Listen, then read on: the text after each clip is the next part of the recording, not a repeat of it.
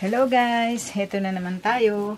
Ito pong muli si Nanette ng Net Cooking. Dito pa rin tayo sa ating OC Sarap Channel.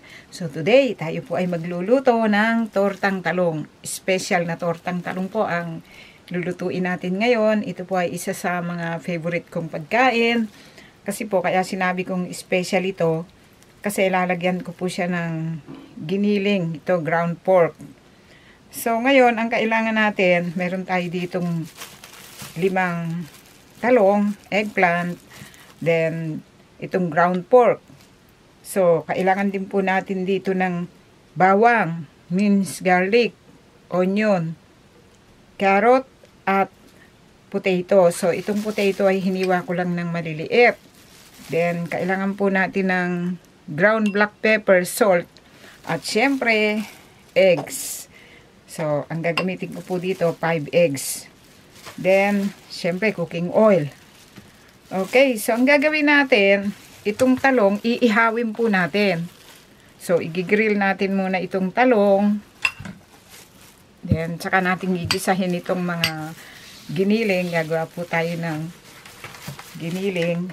Then, dito, gigrill natin yung talong. Iihawin natin. Okay. So, ayan. So, pwede rin nyo rin i-boil ito o kaya steam. Kaya lang, mas maganda itong ganitong i-grill natin kasi mas madaling tanggalin po yung balat at saka yung juice niya hindi tumatapon. Okay, i-grill natin yung talong. So, habang iniihaw natin yung talong, igigisa po natin itong ating ground pork. Okay. Dito po sa isang cooking pan ay nagpainit tayo ng cooking oil. Dito po ay ilalagay natin itong garlic. Okay.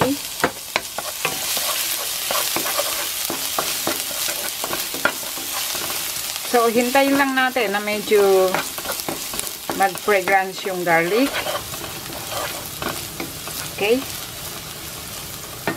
Sunod natin itong sibuyas.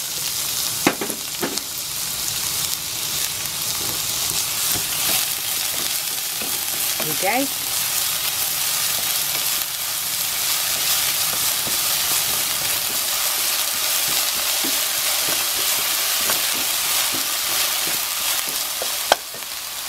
Then, itong ground pork. So, this is for about 200 grams of ground pork. Then, salt and pepper. Okay, so ang gagawin natin dito, lutuin natin itong ground pork.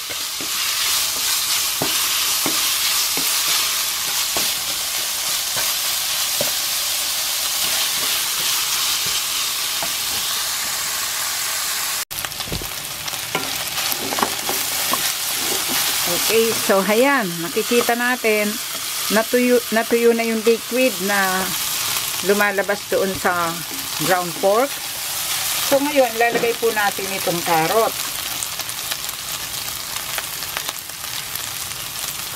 Pati na rin itong patatas.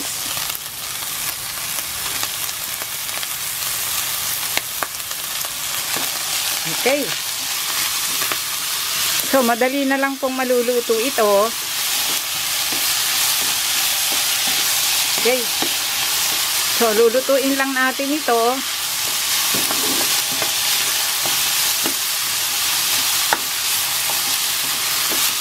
Okay. Haluin po natin hanggang sa maluto yung carrot at saka yung patatas.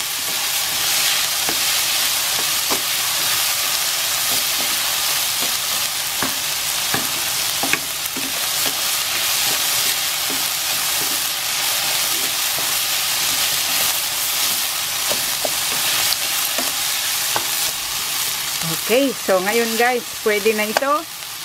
I-turn off na po natin yung heat. At yung eggplant ay aalisan po natin ang balat kasi tapos na rin siyang i-grill.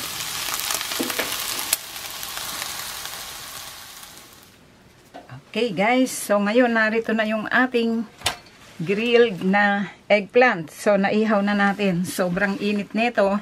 Kaya ang gagawin natin, so dito, meron tayo dito yung tubig. So, okay. So, ilalagay natin dito kasi mainit siya para madali lang siyang ipil o alisan ng balat. Okay. So, dito ngayon, alisin natin ang balat nitong eggplant. Okay, kasi pag nilagay sa tubig, madali siyang balatan. Yan. Basta, aalisin lang natin yung balat nito. Init. Mainit pa siya. Okay. Ganito lang. Tutuloy lang natin ito hanggang matapos natin lahat ito. Okay. Pwede rin nyo rin itong steam o ilagain. Kaya lang, masyado siyang, yung juice niya, tatapon. Sayang kasi. Tsaka magiging parang matubig siya. Okay. So, ganito lang. So, ang gagawin natin guys, tutuloy-tuloy lang natin ito hanggang matapos natin alisan ito lahat ng balat. Okay. Yan. So, narito po yung ating mga eggplant after na natanggalan natin ng balat. So, ang gagawin natin ngayon, ipa-flatten natin. Then, ito nga pala, wag nating tatanggalin ito. Okay. Flatten natin siyang ganyan. Okay. Tapos, yan, medyo parang lumalabas yung tubig niya, pero okay lang yun. Okay. Ito nga, grill natin, no? Ayan, may juice pa siya. So, okay. So, itabi muna natin ito. Then, meron tayo ditong yung ating eggs. Ibit natin. Lagyan pa natin ng salt and pepper. So, kasi ito, mix ito. Pepper and salt. Mix na siya. Okay?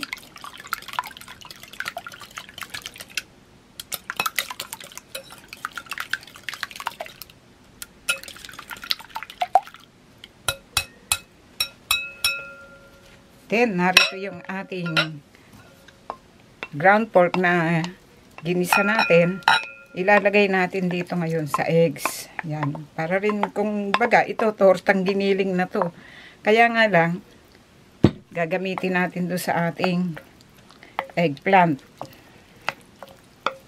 Okay. Okay guys. Then dito ngayon, ilalagay natin yan, mga eggplant dito.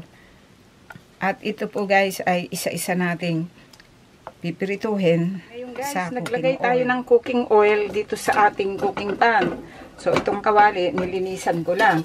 Then dito, ipa-fry natin itong ating mga tortang talong. So ang gagawin lang natin, yung isa kukuhanin natin. Ganyan lang gagawin natin. Okay? So gagamit tayo nito para nun makuha natin yung ground pork. Okay. Pwede natin pagsabayin yung dalawang talong. Then, lagyan natin dyan sa pinakatap ng ganyan. So, itong giniling, tatansyahin natin na magiging pair. At kasya dun sa 5 na eggplant. Okay. So, low medium heat lang tayo para hindi siya masunog. Okay.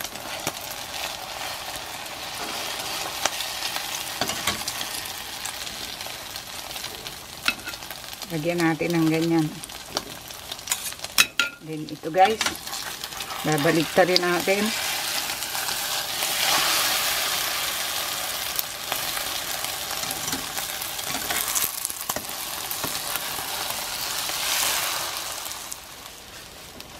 Okay, so ngayon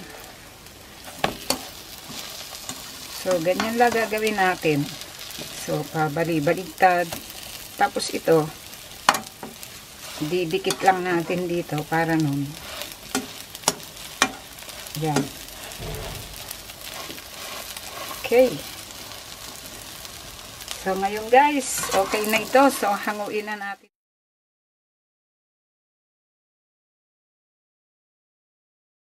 So, hindi may iwasan minsan may nalalaglag. Okay. Okay, hanguin na natin.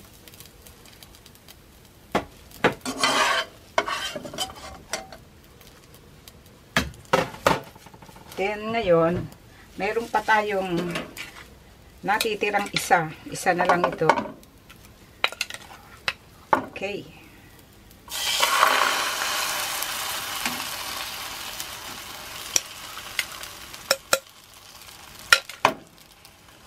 Ilagay natin ganyan.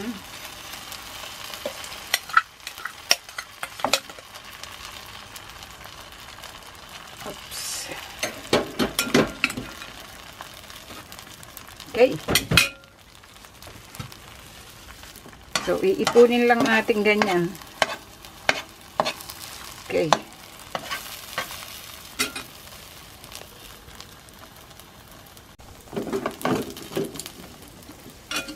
Okay. So, selecta rin natin. Oops.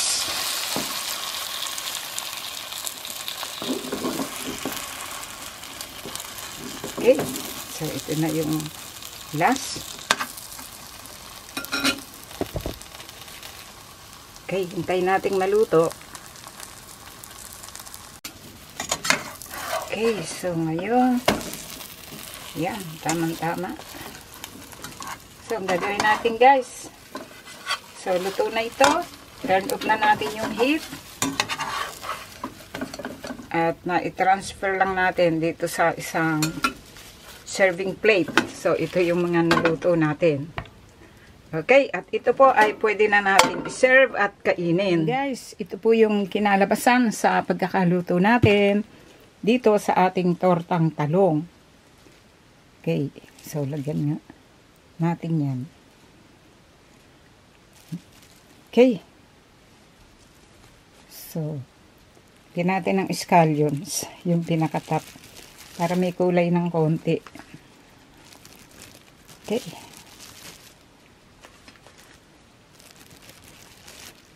Okay, so masarap po itong kasabayan ng yung fresh na tomatoes. Okay, so sana po ay nagustuhan nyo ang pagkakaluto po natin dito sa ating special na tortang talong. Kasi po meron siyang ground pork, giniling, ginisa. Okay, marami pong salamat. Ito pong muli si Nanette ng Net Cooking. Dito pa rin tayo sa ating OC Sarap Channel. Thank you po. Bye.